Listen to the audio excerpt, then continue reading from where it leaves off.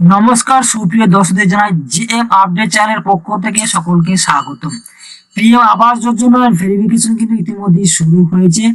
আমরা ইতিমধ্যে দেখেছি পশ্চিমবঙ্গে পালা বদলের পর যে বিজেপি সরকার প্রতিষ্ঠা হওয়ার পরই কিন্তু মাননীয় মুখ্যমন্ত্রী শুভেন্দু অধিকারী ইতিমধ্যে জানিয়ে দিয়েছে যে বাংলার বাড়ি যে সমস্ত উপভোক্তা ছিলেন পিডব্লিউডি লিস্টে নাম রয়েছিলেন, প্রথম কিস্তি টাকা পেয়েছেন এবং দ্বিতীয় কিস্তি টাকা এখনো পাননি।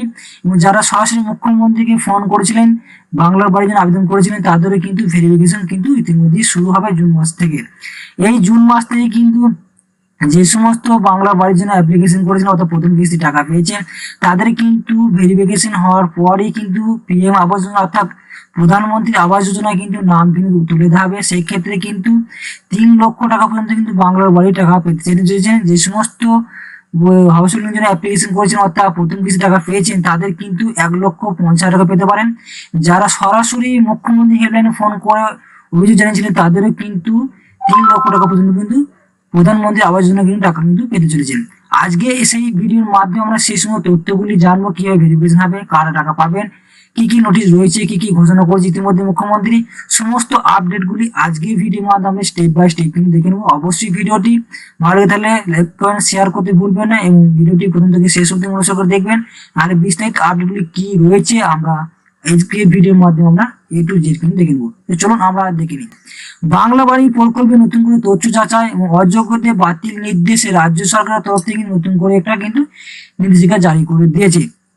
সেই নির্দেশিকা কি? বাংলা বাড়ি প্রকল্পে অযোগ্য ব্যক্তিদের নাম উঠে আসার অভিযোগে এবার রাজ্য জুড়ে শুরু হতে চলেছে পুনরায় যাচাই প্রক্রিয়া। অর্থাৎ গতকাল সোমবারে যে নির্দেশিকা জারি করেছে পঞ্চায়েত দপ্তর ও গ্রামোন্নয়ন দপ্তরের পক্ষ থেকে, সেই নির্দেশিকা কিন্তু ইতিমধ্যে প্রকাশিত করে দিয়েছে। বিজেপি সরকার অর্থাৎ বিজেপি বাংলা প্রশাসন ক্ষমতা কায়েম করতে একের পর এক কিন্তু গুরুত্বপূর্ণ পদক্ষেপ নিয়ে চলেছে এবং এর পক্ষে থেকে কিন্তু শুভেন্দু অধিকারী মহাশয় মুখ্যমন্ত্রী একাধিক নিয়ম নিষেধা জারি করা হয়েছে। আর এবার চর্চা উঠে এলো বাংলার বাড়ি প্রকল্প সম্বন্ধে কিন্তু বিভিন্ন তথ্য কিন্তু ইতিমধ্যে বিভিন্ন সংবাদ মাধ্যমে কিন্তু তার তথ্য কিন্তু এসেছে। বাংলার বাড়ি প্রকল্পে যাচাই অভিযান অর্থাৎ পূর্ববর্তমান তৃণমূল সরকারের জামানায় বাংলার বাড়ি প্রকল্পে ব্যাপক দুর্নীতি কিন্তু অভিযোগ উঠে এসেছিল।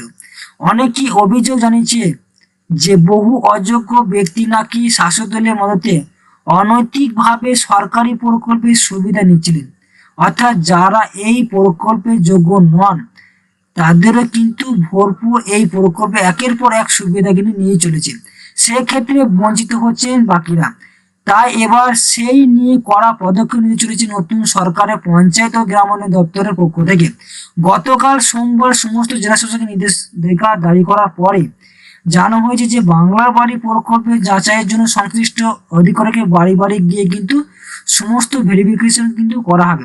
কেন এই পদক্ষেপ নিয়েছে পঞ্চায়েত দপ্তরের তরফ থেকে, গ্রামীণ পঞ্চায়েত দপ্তরের তরফ থেকে নিষেধ জারি করার স্পষ্ট জানানো হয়েছে যে বাংলার বাড়ি চালুর পর থেকেই সাধারণ মানুষ, সংবাদ মাধ্যম সহ বিভিন্ন মহল থেকে অভিযোগ উঠেছিল যে বহু অযোগ্য ব্যক্তিকে এই প্রকল্পের সুবিধা দেওয়া হয়েছে বলে কিন্তু বিভিন্ন অভিযোগ কিন্তু এসেছে বিভিন্ন তরফ থেকে।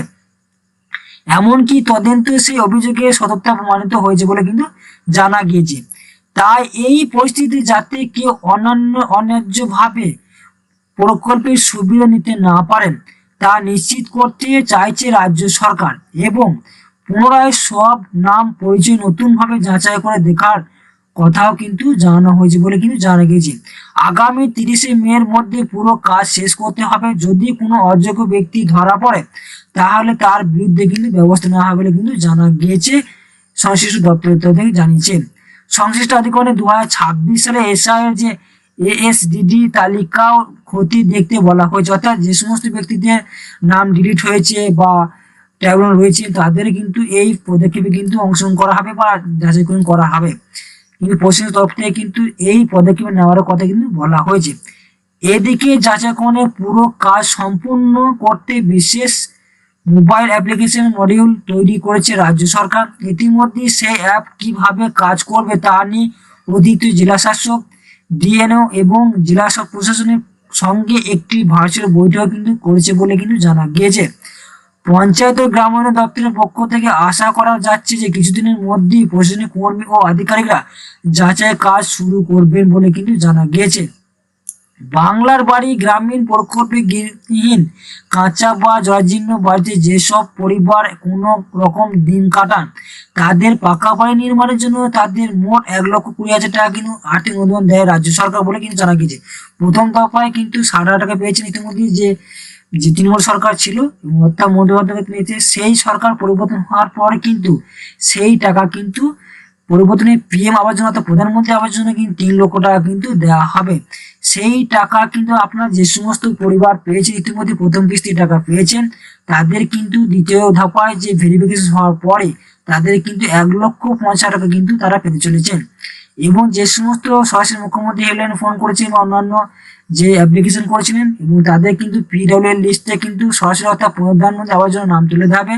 সেখানে নাম উঠলে আপনাদের ভেরিফিকেশন কমপ্লিট করা হয়ে গেলেই আপনাদের কিন্তু 3 লক্ষ টাকা কিন্তু আপনি বাংলার বাড়ির জন্য কিন্তু পেয়ে চলেছেন। আজকে এই সমস্ত আপডেটগুলো আপনাদের জানানো হলো। পরবর্তী নেক্সট আপডেট কি আসে, জুন মাসে নতুন ভেরিফিকেশনে কি তথ্য আসে, সেই সমস্ত তথ্য চলে এলে আপনাদের সামনে কিন্তু নতুন ভিডিওর মাধ্যমে সেই সমস্ত তথ্যগুলি A to Z আপনাদের সামনে কিন্তু তুলে ধরা হবে। আজকে ভিডিওটি কেমন লাগলো অবশ্যই লাইক এবং শেয়ার করতে ভুলবেন না এবং আপনি কোন জেলাতে দেখছেন অবশ্যই কিন্তু কমেন্টে জানাবেন। ধন্যবাদ।